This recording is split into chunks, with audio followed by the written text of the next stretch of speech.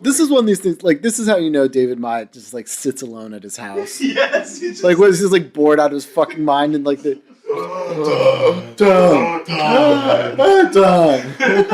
Like, trying different voices. Like, yeah, it's what every, like, 8-year-old does when they're bored and they get stuck on a word, you know? Yeah. They just get weird about it. It just gets weirder and weirder. Yeah. He's like, holy shit, that sounds evil. Jelly. Satan. No, this is very serious stuff, guys. These people kill people. Yeah.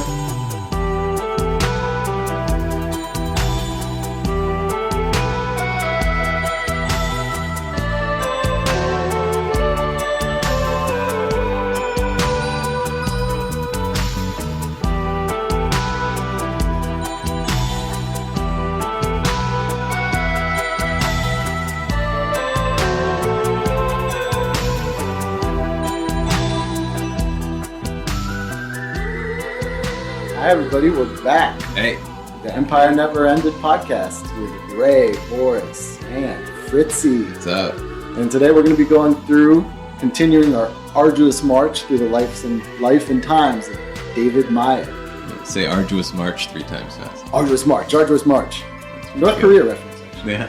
Well, hey, no sneak previews. No sneak previews.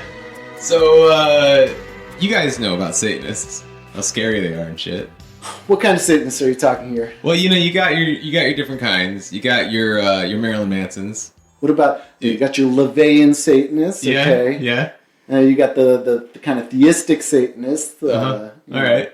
And what else you got? Glenn Benton from Deicide. Well, then you have like the really, really dark and cool Satanists like David Myatt. David Myatt is not a Satanist. David Myatt is not absolutely... a Satanist. Actually, David Myatt is not a Satanist. Yeah. He never admitted any formal links to the Order of Nine Angles. He's a classy guy. He wouldn't mess around with that stuff. He's all about science. We talked about that in the last episode. Yes. You can't mix science and Satan, Space can travel, you? yes. Well, listeners... So why are we talking about the Order of Nine Angles? Yeah, Order of Nine Angles. Who's that? Exactly. Who is it? What is it? The sinister Satanist group behind murders and attempted murders throughout the world. The most dangerous Satanists in Britain. Yeah. No, the Order of Nine Angles, at least in the past, I'd say, 3 or 4 years, has gotten a lot of media attention for some kind of high-profile arrests, especially following the leaks of, like, Iron March. I think just this year, right, you had Ethan Meltzer, who was a U.S. Army private who was planning to attack his own unit based in Europe by leaking information, classified information to jihadist groups so that they would then attack his unit. Yeah, and they found this guy with, if I remember right, a copy of Hostia, or Naus, or one of these Order of Nine Angles books, a knife, and this is important, ceremonial knives go back even to like the Aryan Liberation Army stuff. What else did he have there? Oh, he was also linked to this kind of rape Waffen Nexion of Order of Nine Angles on the That's internet. not us being ironic or mean. That's no, they just literally just emphasized how great rape was and how that's like the best tool. Yeah. For, so those are the kinds of guys we're talking about. And there are a couple other interesting figures, though. Now you got the guy Harry Vaughan, who was the son of a clerk in the House of Lords. Yeah. Who also was posting, I think, on Fascist Forge or something like that. And was convicted in October, I think, for terroristic activities. How old was he? He was like 15? 18. No, he was still in school, I think. Still in high school. But they really slammed him because he had a bunch of child porn. So he's a British guy, right? Yeah. And his dad is in the House of Lords. Secretary. Because I think one of the leaders of Column 88 was also a Vaughan. I think we mentioned him in the last episode. Well, I'm not actually sure how it's pronounced. I don't know if it's Vaughan or Vaughan. I don't know these names. It's Verhagnen. And then also, interestingly, a lot of O9A people in Russia. Well, that's nothing scary about that. There's an article. Russian right-wingers are famously level-headed and. Well, there's also a long tradition of this kind of soft Satanism in Russian prisons, which maybe one day we can read up on, but it's kind of similar in the way of like, breaking all social norms, right? Not being connected to anything. It was, really big in gulags. They would just like murder people for fun or whatever. I think this like high school kid, 16-year-old in Russia, like burnt down this like 18th century church, kind of like Varvirkanis kind of thing. Uh-huh. And yeah, his arrest led to a bunch of other people's arrests in Krasnodar and fucking Karelia. Yeah, so it's a big deal. It's international. They're getting around. Yeah, people love it. They love it, and I see why. It's full of fun stuff. You get the candles, you get the runes, you get the games, you get all this sort of new Star Trek stuff that lore you didn't even know about. It's a great time. But really it's just sad. Dumb, unpronounceable words. That, yes. Lots of W's and M's. And oh my god, I can't wait. Y's. And... I can't wait to say these words into a microphone and just so everybody can hear how fucking stupid it sounds when you read it out loud. This stuff. But we're looking at thousands of pages of text again. Yeah, it's just the most like mind-numbing, just brain worm creating madness. So I mean, we joke about it because it's really stupid and absurd, but like it definitely is around. It's definitely a thing that people have died because of. So, yeah, it just has to be slightly smarter than like a completely alienated redneck guy, and And we're reading through this shit, so you don't have to because it's fucking stupid as fuck. Yeah. So, but again, I don't want to just sound like a broken record here, but David Myatt is not founder of O9A Anton Long. I mean, he's said this 100 times. I don't know how you guys don't believe him. Yeah. You guys are doubters. You're skeptics. You're Myatt skeptics. And I think that's unfair. What's the story? Who is Anton Long? Let's start with Anton Long. Well, Anton Long is the supposed super mysterious founder of Order of Nine Angles, whose like autobiography is exactly almost the same as David Myatt's autobiography. Fake news. And I don't know if do you want to get into that right now or? Yeah, maybe we should figure out what is the O9A. Yeah. All right. Okay. So the Order of Nine Angles is once called the Order of No Members. Definitely has at least 2 members. Yeah. 3 for sure. It's growing. They're getting up there. I think it was probably we'll say Anton Long and his best buddy for quite a while there. I mean now, like since in the last 10 years, it's very difficult to say. Before that, it was quite obvious that it was like maybe 2 members, Myatt and his friend. But now, in the last 10 years, with this like proliferation of all kinds of blogs, which all look the same, it's very difficult to say how many people are involved. Probably quite a lot, but only just basically by being online members or associated with it. So what time frame are we talking about? Like how long has this group been around? When did it start? When did it start? Well, this is also not clear because, I mean, the history of the group is written by Anton Long and his associates. Basically means David Myatt, really. And so he, I mean, is a liar, so you can't really trust him. But in some versions it started, well, actually, in some versions it started... 4000 BC, 4000 BC, yeah. But like David Myatt or Anton Long's involvement in it started supposedly in the 60s, in some versions in the 70s. I'm sorry, that's the 1060s? That's like... Yes. Yeah, okay. No. Yeah. No. He started late. Yeah. This. Yeah, all right. So both Anton Long and David Myatt, who are the same person, wrote their autobiographies. And both are very controversial, and there's a lot of people talking about them on the internet, mostly David Myatt himself under different names. Yeah, he really loves his work. Yes, to analyze it like, to go complete insane levels. He will literally have a blog where he critiques his own work as though he's a critical writer. Yes, exactly. Yeah. So there is a document which is, the title of it is Diablerie, Revelations of a Satanist, Anton Long autobiography, which was, I think, probably originally published in 91. So, like, a lot of, this is like Anton Long talking about his childhood and life and how he became this super cool and dark Satanist. So, like David Myatt, he was born in Africa, where his father was doing like stuff for the British Empire, and like it is written in a like unbelievably pompous way, which maybe we can illustrate. My life, like me, is complex, and to the unenlightened, contradictory. I present it in its complexity and richness, like a fine poem, or a beautiful woman, or a skillful killing. It should be savoured slowly to fully appreciate its qualities. Yeah, I mean, the whole document is like this. It's very ridiculous. It's like really unbelievable, like how someone can take themselves seriously and write like this.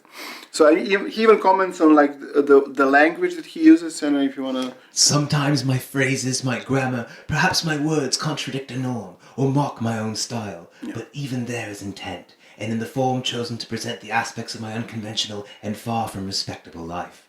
To what is expected, I have not and shall not conform. Yes, exactly. He's a brave man. Yes, brave, exactly. And so he spent his childhood in Africa, and he loved it there. It was like a adventure for him. And when he was 11, his family, they came back to the UK, and this was like super boring for Anton Long after Africa. But fortunately for him, they spent like only a short while there, and then they moved to the Far East, where his father continued to work for the British Empire. Yeah, in the Far East, we know about that place. It's, what's the capital of the Far East? It's like... You got me there, man. I ain't good with geography. Yeah, shit. Yeah. So his like very adventurous life continued in the Far East, and he was wandering around, like he says, always alone. And then he became a great, just awesome chess player. Some guy taught him how to play chess, and then he, like Anton Long, immediately started just crushing chess, and like he also started like beating his former teacher in it. Well, he also makes like a very special version of it. Later on. He started doing martial arts, which was like a very super important thing for him. He often spent time in Singapore. Like it's clear that he didn't live there, but he would travel there and like wander around the city, and sometimes he went there with his father, and he said at some point in the day they would like just split in Singapore, and his father would go his way, and he wouldn't ask like his father where'd you go, but at some day his father showed him where he go, and he took him to a brothel. I guess if you had asked me to guess where he was going, that would have been probably my second or first guess. Possibility, yes. Pretty much. Where does Dad go? And so. Young Anton Long lost his virginity there when he was 14, and then he says, That's normal. That's he says like how expertly but with grace my virginity was taken from me by one of these ladies. And then he says, horrible. Then he says she wasn't much older than I was then, and he was 14. So Dad was a pedophile too. Yes, and this is like a great story. Colonial pedophile. Yes. Yeah, I think they just called them officers back then. Yeah. So as a teen in the Far East, he started for the first time developing a serious interest in what was known as the occult. And he started reading Nietzsche. Famously occultist. So his interest, as he says, in the occult came out of a feeling that there was potential within each of us which was seldom, if ever, used. And then he explains this potential. Tell me. When he describes, in one occasion, his mom and dad and himself moved from one house to another house. And when they were approaching the street where the house was, he knew what house were they moving in before they told him. So this is, you see this. Right. And the guy. And then he says, I was different. Yes. An incredible individual. Obviously. I mean, he is. I mean, everybody is. This is him as an adult writing about himself in a very childlike fashion. This This, and I guess also this, I think this is what happens, this next part, we've talked a bit about his sort of sci-fi obsession a little bit, or rather how his work strongly implies a sci-fi obsession. Yeah. And I was thinking, is this what happens when you watch Star Trek, like the Clockwork Orange guys watched the Ludovico Machine? Like, was his dad just beating the crap out of him while he watched it, and this is what he ended up with? Because this next little bit, he's he says, just once to see if it was feasible, I decided that for 1 week I would show or feel no emotion, and would speak entirely logically and precisely, and consider everything logically. I found this interesting, and recall, at the end of the experiment, realized that while this logical is important, emotion is also part of being human, and that a balance between the two is necessary. You see, what he did there, he tried Spock. Yeah, he tried to be a Vulcan, but... He tried to do it. But he realized... Then he went for full Klingon. But this is actually literally Spock, though. This is Spock. Yeah. Spock is also struggling, because he has this human mother, and so he's struggling between being a Vulcan and a human. So I think he just is Spock then, but ends up being a Klingon, yeah. Mm-hmm. Yeah, like Worf, so he's Spork. Yeah. He's fucking Trekkies. Yeah.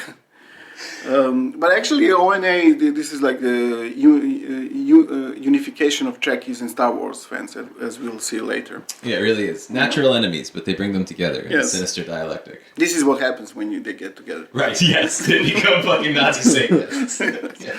So after this, his family returned to England. I think he was like 15 or something. So since then, he lived there mostly. And so his aim was to continue his study of the occults, and also to start universities to study physics. So he considered white magic to be boring. He was interested in the left-hand path, black magic, and such things. I don't think that physics counts as white magic to most people. Yes. I don't know that he really paid attention. Yeah. So after a short while, his father returned to, I think, Africa, and he had a dilemma: should I go to Africa or stay here? And then he decided to stay to pursue his new goals. But also there is like in this incredibly pompous sentence that he says: "Had I gone back to Africa, I and probably the world would have been very different." Yeah, the world wouldn't have been changed had he gone back. Yeah. So he started mingling in the the occult scene in Britain. First, we don't know where he was. He wasn't in London. By the way, probably way easier to do than you might think. Yeah, yeah, especially at that time. Yeah. So he met some occultists, but then he usually would he would realize that they're really not, they are mostly posers. They're too gentle for him. They were he wanted, as he says, he wanted zest, dynamism, danger, to go into darkness recklessly. And these people, they regarded black magic and such things as dangerous and forbidden, while to me it was this very danger and forbidden nature which appealed. So after that he moved to London, started meeting some people like that there, but it was usually the same. He says, no real evil was present, no demonic desire, no satanic frenzy. No zesty darkness. Yes. Too badass for them. Yes. Yeah. So, then immediately he says they were, in one sense, thrill junkies up to a point, which is exactly what it sounds like that he is. And so that point was usually just beyond where normal morality ended. Beyond that, they would not or could not go. They were ordinary people who just happened to have an interest in magic. It was a hobby for them. But what he wanted, and this is now, I think, the essence of what O9A is, and later groups founded on it, is for him, he says, or you want to maybe try doing it, Fritz? So... The aim was to create a new individual, a higher type of human. I came to see magic, and especially the black arts of the left-hand path, as a way of creating a new species, a race of superior individuals, and use their magic to change the world. Change the world. And immediately after that... Index! Yes. And he continues to explain why it's necessary to be ruthless, I think. Of necessity, I saw these individuals as ruthless, not especially cold and unemotional, but knowing what was necessary and doing it without the remorse of the emotionally weak, I realized I would have to be ruthless. Yeah. So it's interesting, like, so He's got no Ruth, man. Yeah. You're looking for some Ruth? Don't ask him. Oh. He's out. So as he says, like Anton Long, by this time, he's like, he also not only much more darker than all of the other occultists in Britain, he also like much more knowledgeable than them. Really, he's like... Well, he does literally know everything. Yeah. But this is, and then he says, this is the time when Anton LaVey and his Church of Satan appeared for the first time in the public, and he was like fascinated by them, which is like, if you are like this super cool, all knowledgeable occultist, you wouldn't be so fascinated by Church of Satan. Yeah. Church of Satan's basically just dressed up atheism. Yes. It's like how to be an asshole social Darwinist Exactly. Yeah. with But with a the pentagram. with the cool cape. Yeah. Yeah. Cool cape. But Anton Long, they thought that they are the real deal, you know. So he even considered like joining them. So he said about like Anton LaVey, he seemed to have grasped something of what I apprehended, and such things. So yeah, he was basically a fanboy, which I think explains the name. Anton Yeah, Long. he essentially makes like a Temple of Set cover band. Yes. This now we come to the point where Anton Long becomes a Nazi, and this is like when on one occasion he was going to one of the occult meetings, and there was like some fight in the street. It was a group of Nazis fighting anti-fascists after a Nazi meeting, and so he decided on the spot to join the Nazis in their fight against the anti-fascists. He used some of his martial arts knowledge from the Far East. Yeah. Yes, to of school course. the fucking Yeah. anti-fascists. To me, at that time, Adolf Hitler and his movement seemed to embody some of the ideals I believed magic should achieve. They seemed to represent a satanic spirit, an urge to conquer, discover, and extend. In short, to possess a zestful, life-enhancing character, a dynamism and charisma. What the meeting did was center my thoughts on politics as a means, and particularly on what type of individual was attracted to and born from a particular type of politics. Zesty types. Yeah, I think maybe you should read the next two paragraphs as well, because we see here an early interest in space travel when he was 17, and also his interest in being a thief and a robber. Wish I could do like a Captain Picard type voice for this. Number one, I had a vision of a society united in a quest for excellence and the challenge of space travel, exploring new vistas, discovering new worlds, seeking out new life and new civilizations, to boldly go where no... That's the Star Trek one, isn't it? Hold on. Discovering new world... That's the same fucking thing. Accepting and overcoming new challenges. And then there was me, not quite 17, eager for experiences. Yes. Ooh. Yeah, and the next one? I'm just so sick of that voice. After a few weeks, I resolved to try something. And in London that weekend, another political meeting over, I scaled a wall to enter an open window in a flat. It was dark and quiet. I still remember the thrill I felt entering. It was almost sexual. I had dressed myself up in black, wore thin black gloves, had my dick out. No, sorry, wait. Black gloves, and trained for this moment by exercise, learning how to climb such walls. Here, my Far East training, shout out, was useful. I could go with stealth, taut and ready like a prowling cat. That night, I did not steal anything, but next weekend in another part of London I did, after entering another place by another and higher route. I pitted myself against conventional society and won, but I did realize it was only a small triumph, only a small step forward.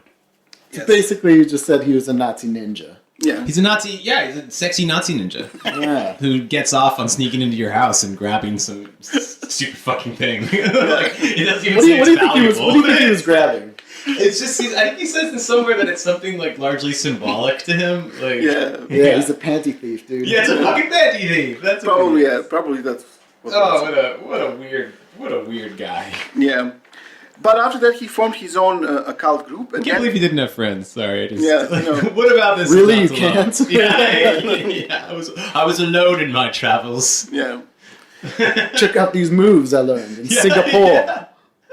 Well, he probably had some friends because, or at least if we were going to believe him, but he apparently formed his own occult group, and then he met what he calls a real satanic mistress. So this autobiography cuts off here where this is the only part that I found it. Of course it cuts off at the good part. I think, I don't know if it's the whole thing, probably not. But like Nicholas Goodrick Clark, he wrote this book, Black Sun, Aryan Cults, Esoteric Nazism and the Politics of Identity. He has a chapter on Myatt, and he continues the story. It's very brief. Basically, this is how he claims in 1973 to have met a woman who led the O9A, and he describes it as a small Satanist Wicca group whose tradition and practices greatly excited Anton Long's interest. So they claimed to descend, or Anton Long claimed that they claimed to descend from a cult surrounding a dark, violent goddess who prevailed in Albion as early as 4000 BC. So it's cool. I'm down. Yeah. So sounds awesome. He says, Goodrick Clark writes, as a pagan nature religion, its rites were related to the flow and ebb of cosmic energies, the rising of certain stars in the spring and autumn, and ceremonies were performed at henges and stone circles. They love those henges. Yeah. So the modern history of O9A began in 1960s when this woman united three obscure neo-pagan temples called Camelad, the Noctulians, and the Temple of Sun. As the new order, the O9A. Okay. So then she moved to Australia, and Myatt took over the O9A, supposedly, and, or Myatt or Anton Long. I mean, Nicholas Goodrick Clark pretty much takes it for granted that it's Myatt, and I think it's right. His life story literally parallels Myatt's almost exactly, right? Yes, almost exactly. I mean, even like this, Myatt in his autobiography writes how he had a gang of thieves.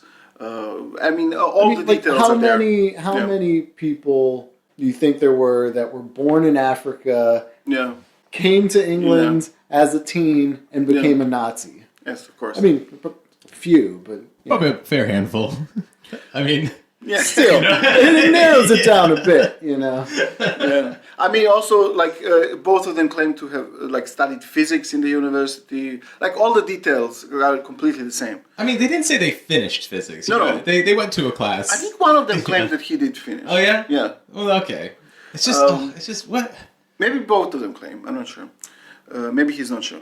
And so, but I also just want to comment how this origin story is almost completely the same as the origin story of Wicca, because this William Robert Gardner, who founded Wicca, said the same thing. He met a woman from an ancient Wiccan order, and then she left him these thousands of years of knowledge to him to continue it. When was that? That was much earlier. Much earlier, but that guy also grew up in different parts of the British Empire too. I think he was in British India and then Malaysia. But I mean, he's Myatt or Anton Long is super not original. For such a incredibly a person who thinks such incredibly highly of himself and shits on other people.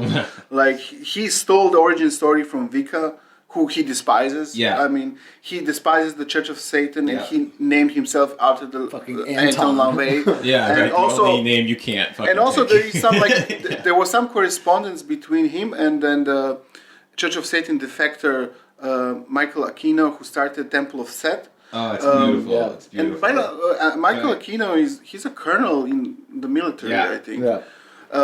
And he claims that Anton Long took the name Order of Nine Angles from him, that he had a ritual which was named like this. So basically, his name Anton he stole from Anton LaVey. The name of the group he stole from Aquino, and the origin story he stole from Wicca. So it's none of it is original in any way. Yeah, when he writes to Aquino, or Aquino, however you say that name. I think it's Aquino. I think it's Aquino. So he basically, Myatt gets in touch with him, or rather, Long gets in touch with him, and is trying to argue in a funny way that the O9A is the anarchist version of it. He even uses this word, we uphold anarchism in this letter. To which Aquino writes we've gotten some letters from you under your various aliases. we're pretty sure that you're the leader, if not the sole member of this group. And then finally, I wouldn't even bother to say such things, but just as in my university classes, I speak most bluntly to the students who do have the intelligence to master the curriculum, but aren't doing so. And so I speak thus to you. So he gets this like letter back from Aquino being like, you're cute, but you're wrong. Well, yeah, I mean, you know, like Church of Satan, Temple of Set had like, you know, serious followings at that time too. So he's probably just like, why am I even fucking with this dude? Like, do you want me to get like as briefly as I can into the Myatt autobiography now, just to compare it? Well, listen, sure. it's still not clear to me that these guys are the same person. You know, I have a shadow of a doubt. Well, and you're supposed if it to wasn't confront clear your for shadows. you, if it wasn't clear that they're the same person, All right, hit me. I mean, I Hit don't me. have that knowledge I on didn't this go way. into all the details because it's completely the same. Some of them we mentioned, like being born in Africa, living in the Far East, having a father who works for the British Empire, studying physics, being a Nazi, starting occult groups.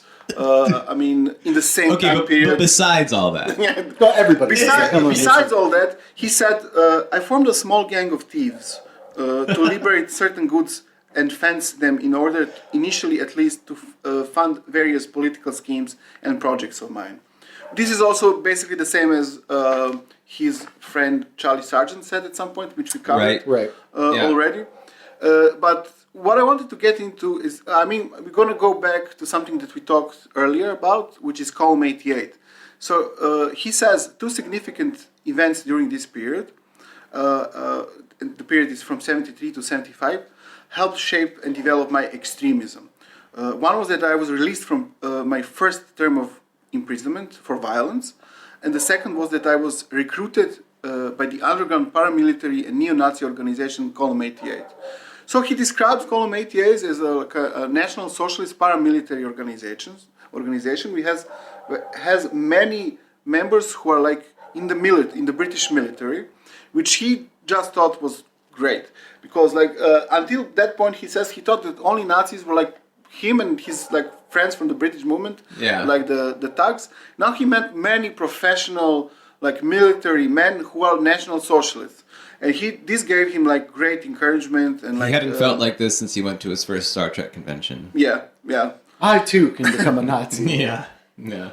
So the Column 88 organized the meetings of young neo-Nazis from all over Europe, and like many like training exercises, and they were trained. He says they were trained by a guy who was. I mean, we also already mentioned that before, but Myatt confirms himself by a guy who was like ex-special forces officer in the British Army, so this is the thing. And then he explicitly mentions Gladio and says how. Later, it was found out that this organization was probably organized as a British section of Gladio, which he doesn't deny, but he just says, at the time I was not aware of this. This is like completely unknown to me. Although, like everything that he says is completely in tune with Gladio, as a group. And so, and what I wanted to conclude this part with is like it ties into O9A again. So he says, in respect to covert action, I came to conclusion following some discussions with some Column 88 members. So he explicitly says that he discussed this with Column 88 members, and then they concluded they should basically organize an occult group. And he says that he did that. So the point of this would be to have a kind of, he says it, I think himself, to be essentially a honey trap to attract non-political people who might be or who had the potential to be useful to the cause. And he says that they did start this occult group. But it absolutely was not the Order of Nine Angles. Yes, he doesn't name Order of Nine Angles here at all. No, that was given by a lady of the lake holding aloft a sword from the water. Yes. Yes. And so he mentions also like how I mean a part of this would be to have like female members who would like do sexual favors So this was the way to attract people to the occult group. But there weren't many women in column 88. No. So this is the column 88 where girls are. Is that the idea? Yeah. Oh my god. So this also this is also it contradicts Anton Long's story about him being introduced to the group in the 60s. I mean, David Myatt says that he started it in the 70s. This is the difference. But of course, Anton Long also says that it's the origins are 4000 BC. So I think David Myatt's probably right. And how old can Gladio be? Like 2,000 years tops. Yeah. So I'm not. I'm convinced that Anton Long et al. Is David Myatt.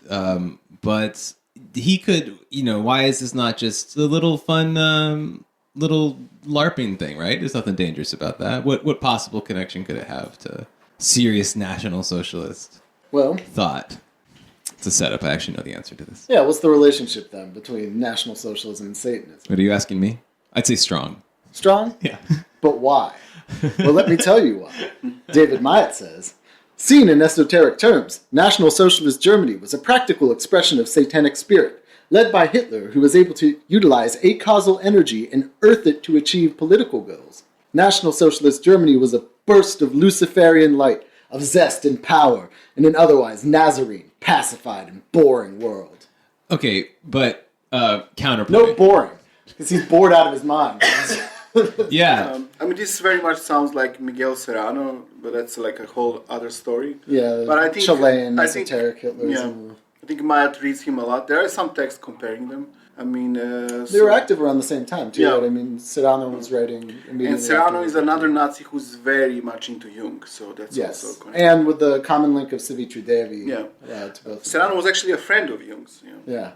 Counterpoint, though. So this is Myatt writing as somebody else writing about the O9A, who is citing a man named Stephen Brown, who is also David Myatt. David Myatt admits that Brown is Long, but not that Long is Myatt. So you guys we get that, right? No. You're with me? Good. Moving on. Listen, later, this is 2020-ish, this is 2019, this is now. Oh, just now. He says that he's not a Nazi. He never was. And I'm simply stating a fact of aeonics, as I do when I say that the future state or empire which was inspired by National Socialism would also aid in the achievement of satanic aims over the centuries. I'm not a Nazi, I'm inspired by Nazis. And in case you want to know, he does actually, this new civilization, by the way, that he's so inspired by, this this galactic imperium that he has nothing to do with. Mm-hmm. It's supposed to start in 2400. I just got the inside scoop on that one. So set your clocks. But wait, he admits to Vindex. Vindex is his.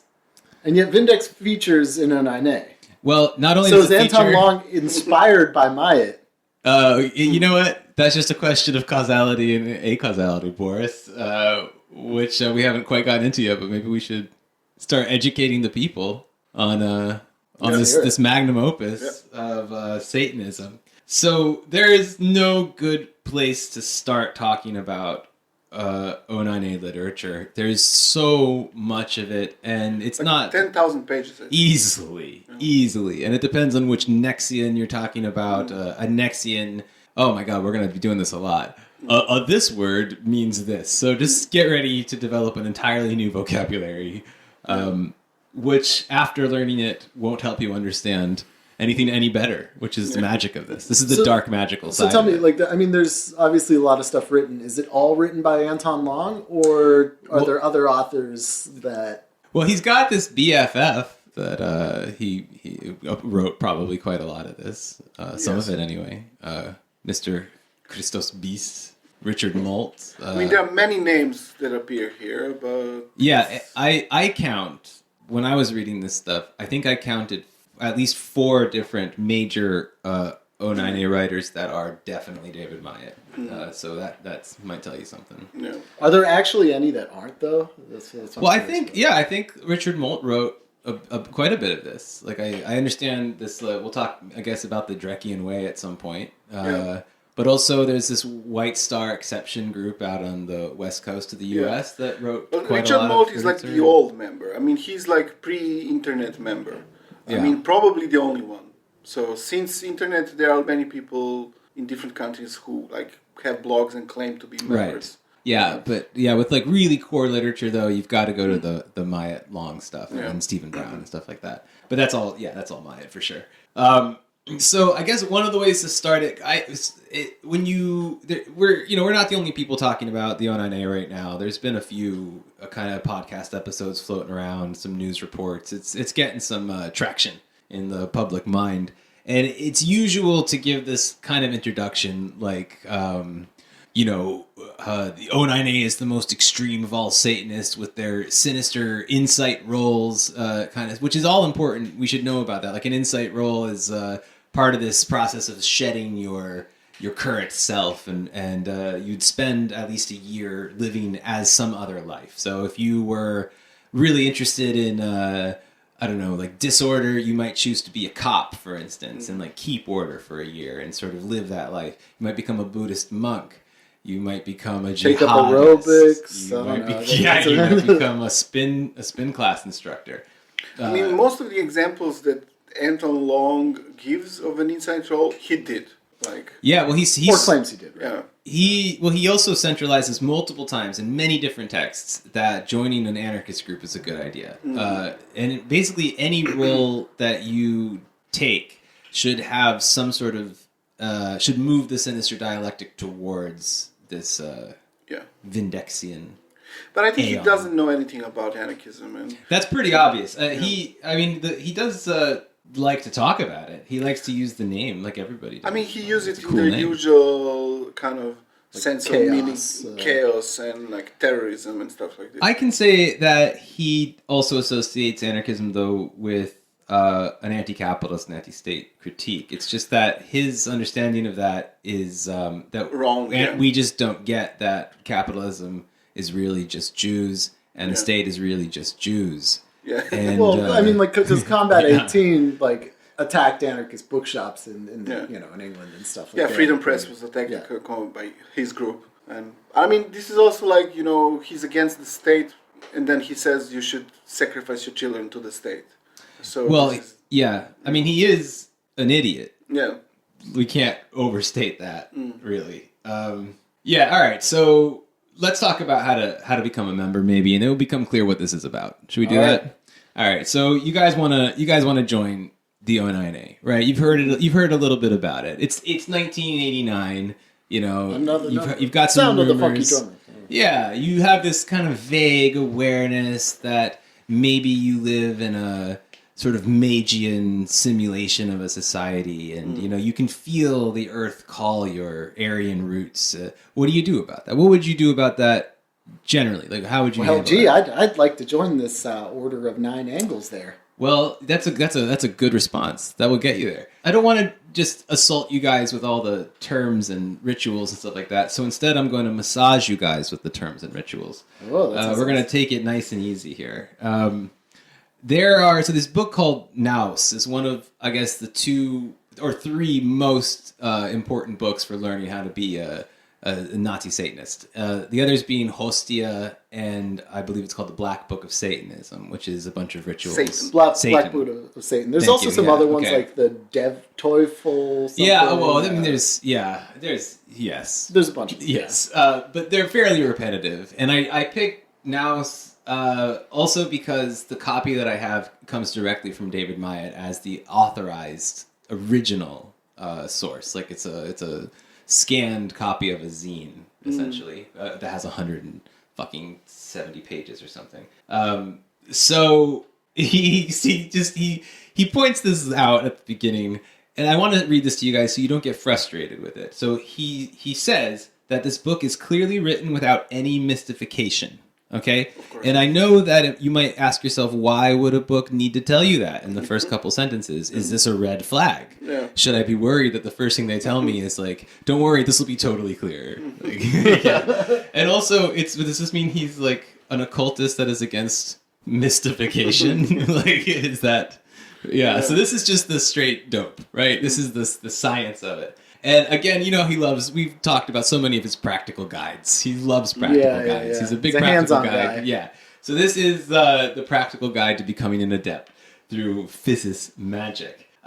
So basically, I want to really understand what he means by magic. I think magic with a K? It is, of course, with a K. Yes. Obviously with a K. You're a total poser if you spell it with a C. You're like... Absolutely. Yeah. So I think the best thing would be to quote Obi-Wan Kenobi, who says that it's an energy field created by all living things. It surrounds us and penetrates us. It binds the galaxy together. This is very clearly what Myatt was building this whole thing off of. He says... magicians. So he has a K in it, so you can't say magicians. So it's a magician, which is just clearly cooler. Magicians believe that every living thing possesses, because it is living, certain energies, which we as individuals can sense and see if we become receptive to them. This is a causal energy. So basically, what you guys don't know, maybe you suspected it, but I've never heard you talk about it. Mm-hmm. You guys don't call me up about this. Okay. But I'd love to talk about it. And it's the acausal universe. So I don't know if you know this, but there's not just our universe. I know you guys are all about how everything needs to have logic, how in order to believe something, it should probably have I passed evidence. that phase, just like Anton Long. You did? Oh, great. So you're probably hip to the acausal universe, which is where none of that shit matters. Where there's really no logic to it at all. Fuck yeah, man. And kind of only Anton Long is equipped to tell us about it. All right. Yeah. But it's not just because he made it up. Just make that clear. This was not made up. He got it from the lady in the lake, arms clad in the purest shimmering samite. That's where he got it from. So acausal is a different universe, and he's going to talk eventually about things like dark gods, and that's going to be really popular in later O9A stuff and all these offshoots and everything like that too. But so basically, you get this lovely drawing in the beginning of the book that tells you how to become a Nexian, a nexus between this acausal world and your world. And sometimes that is called Stargate, which is another very popular science fiction series. Yes, it is. Just pointing that out. And we are also kind of all these gates. And there's this thing called the Tree of Weird. Is it weird or word? Word. W-Y-R-D. But it's not a tree. It's like a little shape. It's a bunch of little angles. Not even 9 of them. That really pisses me off so much. There's 7 of them. And these are the 7 spheres. And each of them is kind of a planet, but also the moon is a planet, and some other things aren't planets. But cool. The moon is fine. a planet? It can be a planet. The sun is one of them, like it's basically... What, does Jupiter just have Jupiter's in there. Dozens of planets. I'm trying to think of which one's missing, but basically, so there's 7 spheres. One of them is occupied by the moon. One of them is occupied by the sun. So that leaves 5 other planets left over that you can choose from. Mars is a big one. That's a powerful one. Saturn, by the way, I don't know if you know this, is the planet of Vindex, who just coincidentally appears as a central figure in O9A literature, as well as the Galactic Imperium stuff we did in the last episode. All right, whatever. He studied physics. So you have different stages in what's called the Sevenfold Way. And the Sevenfold Way is your path to be going between becoming an initiate and ending up as an immortal. The immortal is, and at that point, it's expected that you will have shed the causal trappings of the O9A and will have transcended all of this. You don't even have to believe in the O9A anymore. You'll still be an immortal, badass. And just a question. So David Myatt, in his writings about Vindex and stuff like this, Galactic Empire, does he ever mention this term acausal, causal, stuff like this? I can't think of it at all, actually. I don't think he does. Okay. I don't think so. No. It's a lot more stuff about Magian stuff there. You get a little less of that in these do-it-yourself manuals on how to... And this is another one of those things. You remember how the other day I joined the Aryan Liberation Army? Yes. That was fun. it's the same fucking thing. There's no oversight to this. You can say you did it. Who do you tell it to? Well, nobody really. You write it in a diary. You tell it to yourself, and it's kind of an honor system, which is nice because they talk a lot about honor. So it's good that they have an honor system. All right, so you want to initiate yourself. You got to go find a stream, or a river, or a lake, and you need some very common ingredients that you can get at the local Walmart. You need civet perfume. You need or oil. Wait, civet like the animal? Well, I guess it's some kind of an incense scent as well. I'm actually not personally sure what this is. I was just going to replace it with ferret to see. Yeah. So civet perfume, some silver candles, a silver pin, and a type of pen that is a quill type. There's no real reason for this other than that's just obviously the cooler pen. Oh, of course, yes. And so you have to get out at sunset, you bathe yourself in the stream, and you rub the oil all over your body. And then you can change into a comfortable black robe. And you visualize this symbol, which looks a bit like a Miro kind of monster. It's kind of cool looking. You visualize this symbol, you light some candles, you prick your left thumb with a pin, and then on the little square of parchment, you draw the sigil of Vindex. It doesn't tell you that's what it is yet. That's how much of this I've been reading. I know what sigil it is. Fuck me. So you show this parchment to the west and the south and the east and the north, and you say, "With this sign I begin my quest." And then you burn the parchment, and you toss the remains into the stream to show your respect for nature. And then you raise your arms up to the moon, or just kind of look at, there's a note that says you can just kind of look at where it probably would be if you could see it, because, you're in Shropshire and it's never a fucking clear sky. So you have to imagine the energy flowing over you, and, you're pretty much done then, I think. Let me just make sure there's nothing else to do. Yeah, you just blow out the candles and you're done. And that's the first step. And this is like the easy step. It's kind of anticlimactic, honestly. It isn't. Well, a lot of this is, but believe me, climaxing becomes a very big part of this later on. Right. So when you get to step 2, not bad, right? Not a lot asked, not a lot given. And he warns you that this is going to get harder and harder as it goes, but I didn't know that was also kind of a dick joke. Because, all right, so you have to...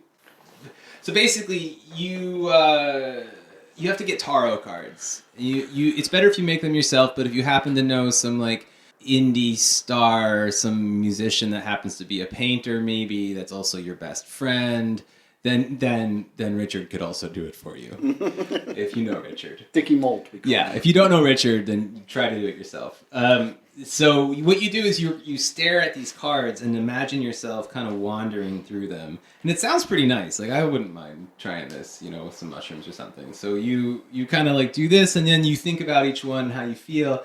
And when you finish all this, it says like a successful working should leave you with a feeling of loss, with the ordinary world appearing rather devoid of interest or rather dull. And that's when I realized that in 1989 there were no like Bethesda Softworks RPG games, because like that would have the whole point of this is just to RPG yourself through like some fantasy world. It even says like meet and talk with the people there, like all the NPCs and your tarot card, like engage in like commerce and like.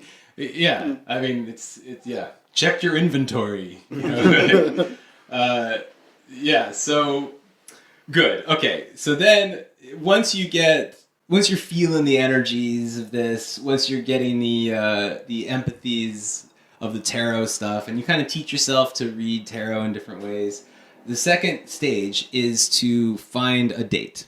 So he's first of all, keep in mind that the only place that Myatt is progressive in any way is with sexuality. And he doesn't care at all what your sexual preference is, as long as you're, you don't believe in the Holocaust. So, you find a companion that you want to have sex with. You guys both go onto a hill. It should just be a hill. And go to the top of the hill and get naked. And then you get your quartz. Right, you bring out that quartz that you got. You just pull it out of your glove compartment and bring it to the hill, and you have this quartz. So the priestess. So if it's a gay couple, which he says is okay to do, I guess it doesn't really. It does get pretty heteronormative here, but I assume you can be a little creative because none of this matters. Because literally, there's no one's gonna know. So the priestess starts by holding up a crystal, then the priest touches the crystal, and then they talk about like the joy of Lucifer or something, and then she lies down on the ground with her head facing north, and then, quote, the priest arouses her with his tongue before the sexual union begins. This is not the first time he's going to tell you how to do cunnilingus. There's a lot of pretty decent advice in this. Damn, that gets down. Fuck. Yeah, it's not bad. Like, it's not bad advice when he gets down to like what to do here. So while y'all are kind of going down on each other, you both have to picture a hole opening, but it's a space hole. Don't worry, it's not something dirty. It's this hole opens in space, and then after the priestess orgasms, she kind of takes the crystal, which has been filled with the space hole energy, and they bury it. And they talk about how Lucifer is germinating there. So I guess it's some sort of like giving birth. It's some sort of what's that girl who had Rosemary's Baby? It's kind of a Rosemary's Baby sort of thing. And then after that, you have to run a lot. Like the next day, run like 100 miles or some shit. 20 miles in 2.5 hours. Yeah, that's absurd. Yeah, but you can also cycle if you want 100 miles in 5.5 hours. Because it's definitely Myatt. Well, he's an avid bicyclist. Yes, yeah. The only video of him is on a bicycle. Yes, yeah. But you gotta. The thing is, you gotta train before that. You can't just assume like once you get laid, you're just gonna have the energy. Like you gotta train first, then go get laid, and then do the run. And he says you can't do this stuff out of order. It has to be done in this order. So then, my favorite part is the stage 3, which is when you are trying to become an external adept. Now, internal and external is important. Different kinds of magic also. Internal magic is you transforming yourself into this new self, this new cosmic self. And external is you fucking with people. That's pretty much, it's most of it, really. He's never like, there's not like a spell for having something nice happen to someone, you know? Like, none of that. So what he does, he in prison claims that he made this thing called the Star Game, and he loves this game he made so much that it is most of the rest of how to achieve like galactic consciousness. Like he is really really into this. He says that this is a quote: "The Star Game is an act of supreme black magic. It is a comment on the mediocrity of the present that only a few will understand this statement." Wow. This must be a good game. Yeah. You know? Like, so, you know, I'm getting into it. It turns out that it's 3D chess from Star Trek The Next Generation, by the way. You know, you're absolutely... We were talking before this recording about what it would have been like if he was born now. He just would have been able to, like, go hang out with other nerds and, like, make games and stuff. Yeah, he would have had Unity. He could be making like the most badass RPGs like ever. I would play any of these games except for the Star Game, which sucks. So the Star Game you have to build, and it's 7 boards that are all arranged. They're basically a cut in half chessboards, and they're arranged in a spiral that goes up to represent the 7 spheres of the tree of word of that weird tree.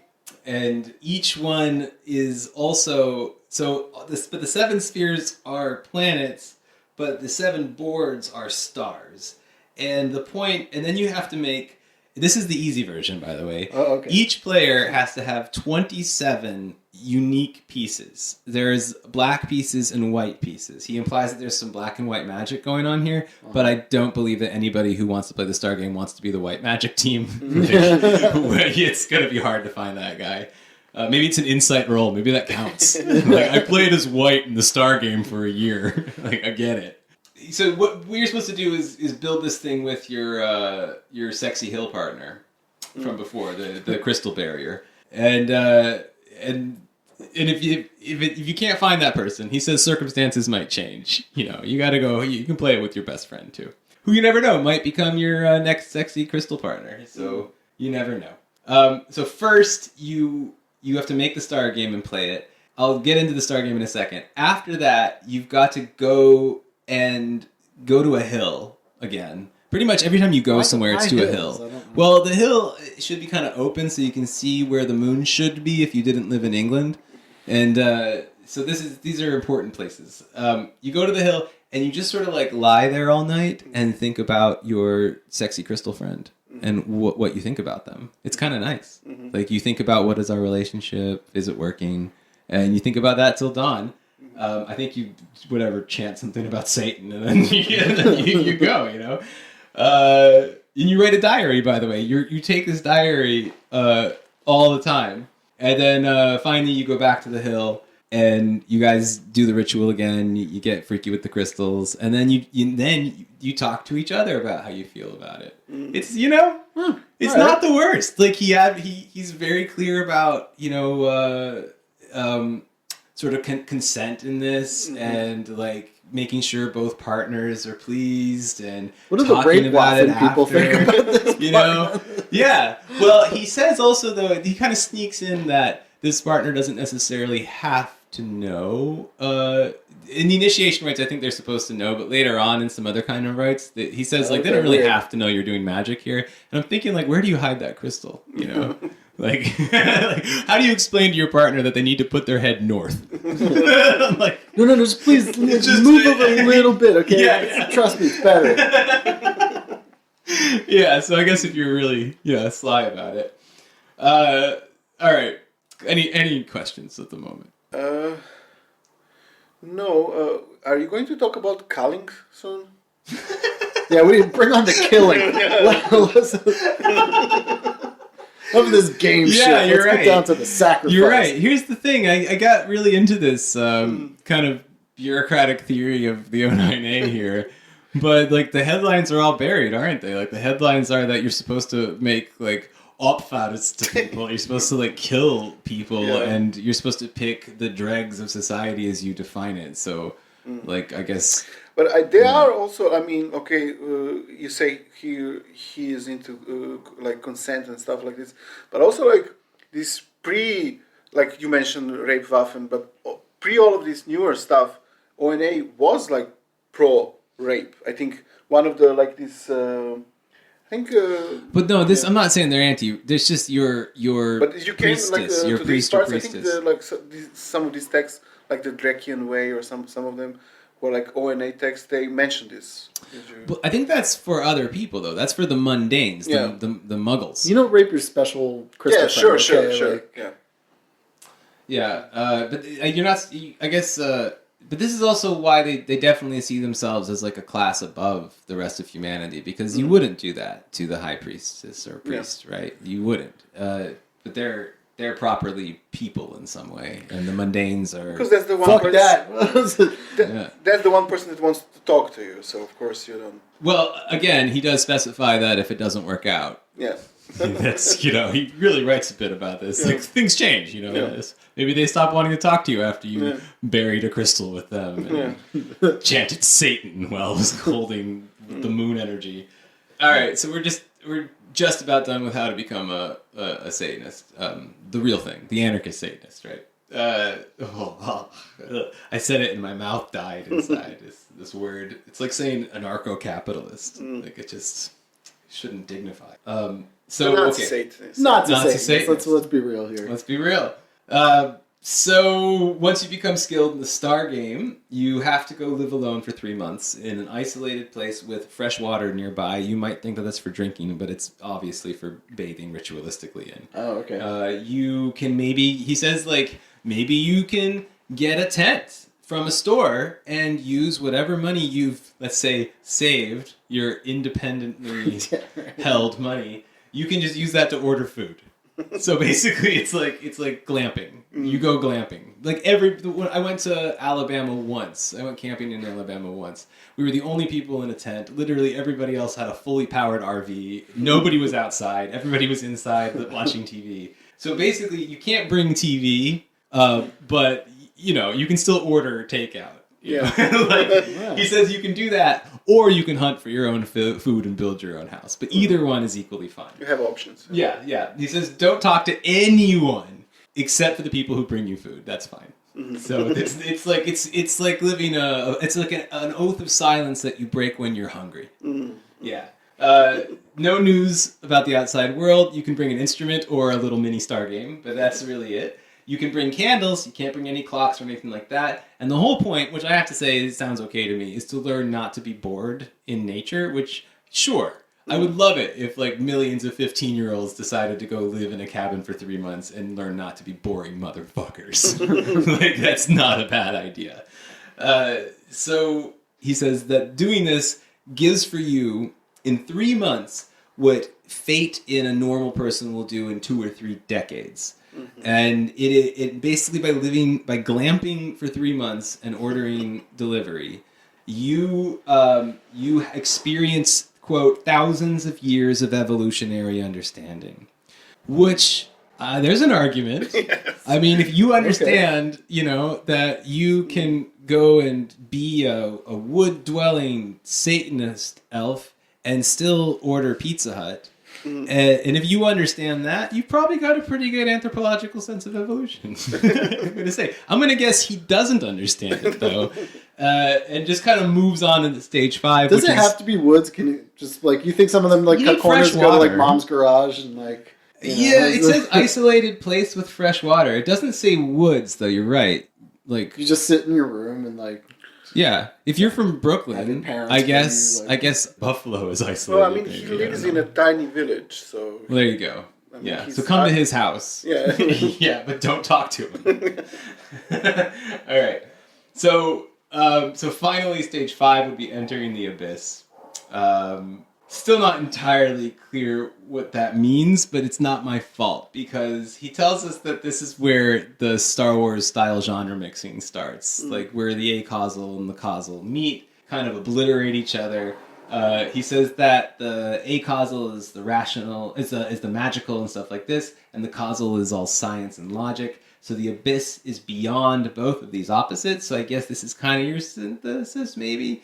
And it says that what it does is it destroys our self-image and how we fit into the cosmos. And I want to tell you what he advises. Like, this is what he advises to get to that. Now, I would say that you could probably accomplish this with like $10 and a good mushrooms guy.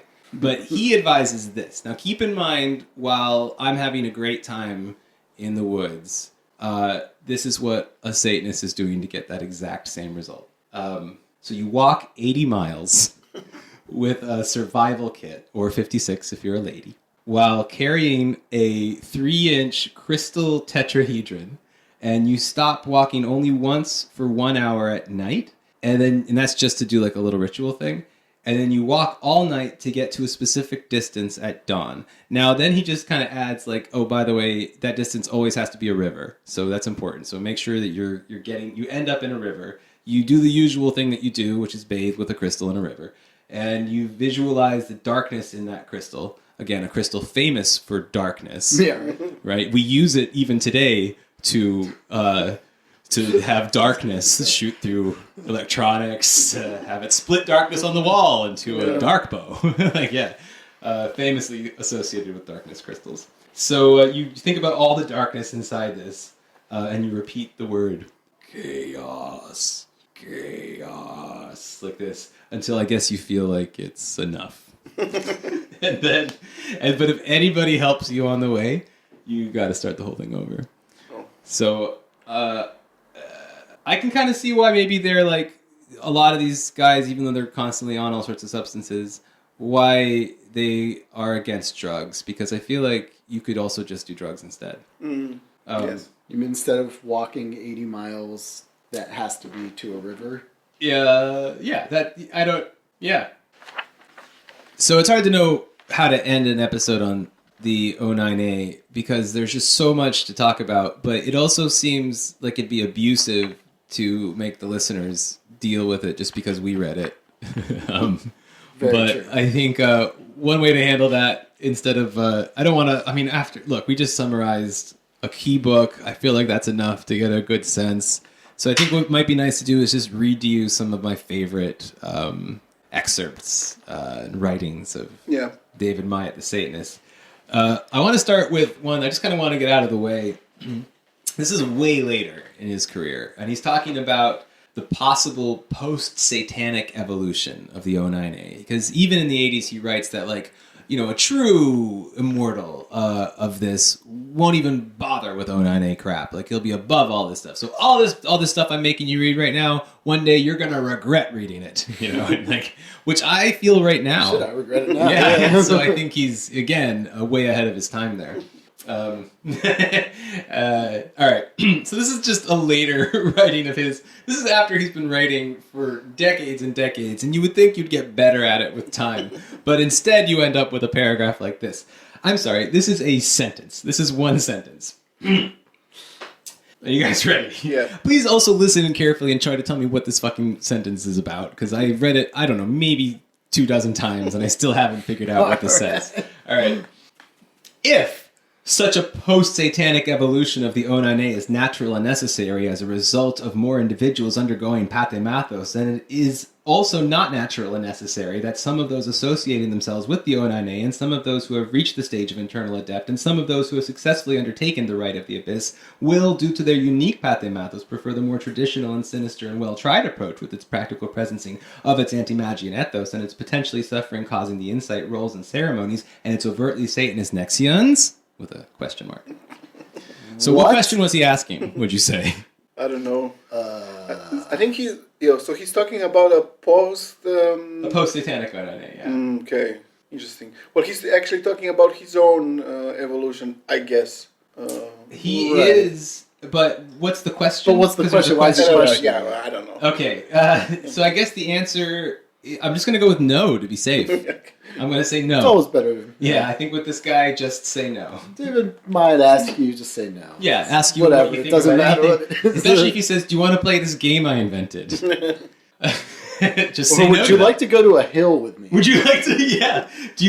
Did you bring the crystals or should I bring the crystals? Yeah. Yes. Did you bring the contraceptive? I didn't, but I brought this.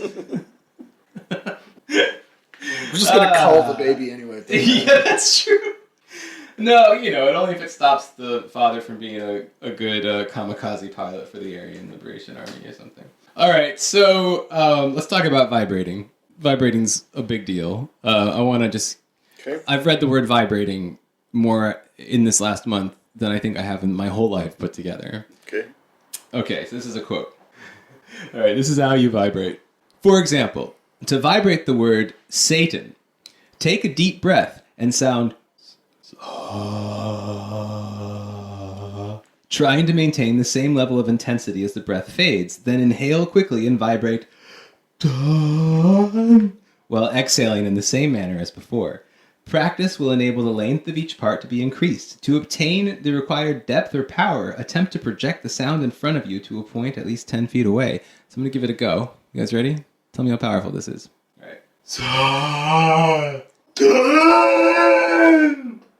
It hurt. That was very powerful. Was it? Fritz, this is you've attained. Yeah. Yeah? Very special. It didn't feel good. It felt really bad. All right. I want to give you a little magic advice now. This is visualization. This is how you do magic through visualization. It's got a name. It's called visualization and sigil magic. This is when you reflect on these various sigils, and there's so many of them, and they're all pretty cool looking, I gotta be honest. But, so an example of this, these are some examples he gives for how to use this kind of magic. He says that, first of all, this is important, so when I describe these, remember that this is what he thinks is natural and realistic as possible, right? Your visualizations must be these things. So, let's say you wish to obtain the sexual favors of a particular person. You visualize the person, and then in as much detail as possible, the act itself. So basically, you just sit there and just perv. Jack off. And like, yeah, so I didn't realize this, but like half of my middle school class was engaged in deep black magic this whole time. It was gross then, and it's gross now, David. You desire to cause alarm to a neighbor who has annoyed you. So you want to piss off your neighbor, and because he annoyed you, so this is what you do, which I believe is a scene in Twilight, which is also kind of a knockoff fan fiction, so it fits perfectly with the O9A. You visualize the person in bed at night and yourself standing over them. All right, so this is the natural realistic part. You smile and by your will form the energy of acausal dimensions into a peevish imp. Imagine the energy swirling in the midst, which will form into an imp. And you set this imp at the foot of the bed to create mayhem, and then you dip. Yeah. Totally realistic and natural, right? Yes, absolutely. Yeah. I could definitely do that right now. I need your science. Here's an imp. Poof! Bam! Fucking neighbor. Yeah. That's what you get for having parties past 11. Alright. Okay, this is a little bit, this gets a little bit risque.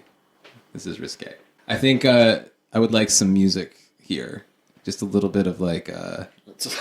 Some Richard Molt greatest hits. I'm thinking that or James Mason on Public Access music. Yeah, just something like jazzy, you know. All right. So... The male arouses the female, first caressing her spine and shoulders with the tips of his fingers, and then arouses her fire by his tongue, lucis mulilebrius, before the union itself begins. At the height of the union, the female visualizes the desire in the manner chosen. If a phrase has been chosen to describe the desire, the female may chant this rhythmically as the union proceeds to its climax, or this may be silently voiced by her in the same way. So, for instance, like, My neck, my back, thick mouth. you know, I mean, this is the idea I'm thinking. It's not that bad. Yeah. You know, it's good communication between partners. Yeah.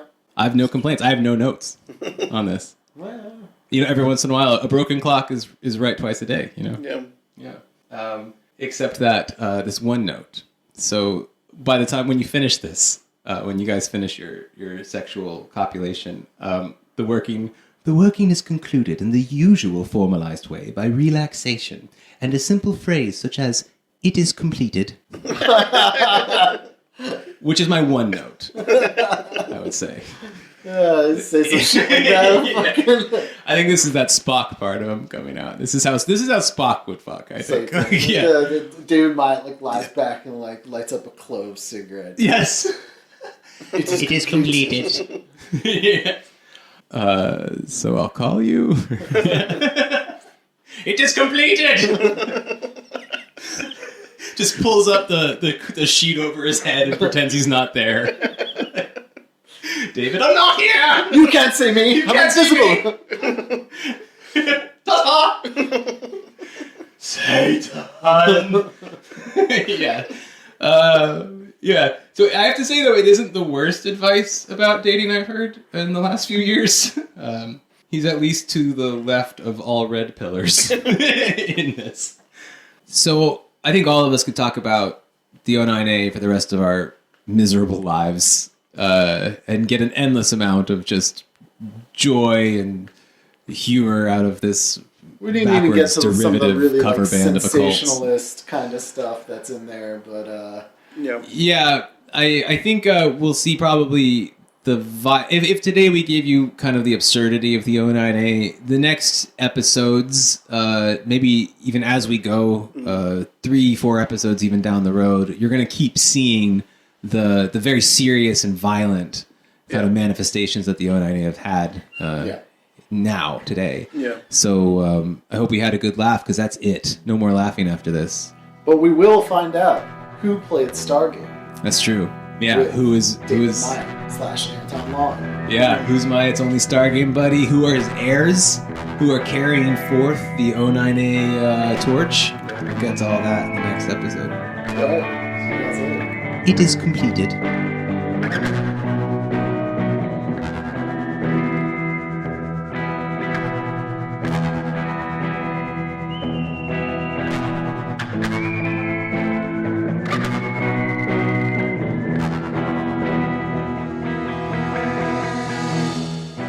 Hey there, Fritz here from The Empire Never Ended. This has been one of our weekly free episodes for free people.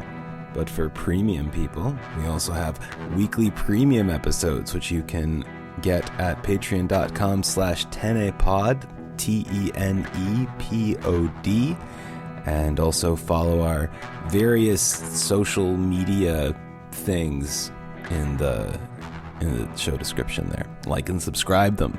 Follow them. Like and follow and subscribe. Follow them. Do it.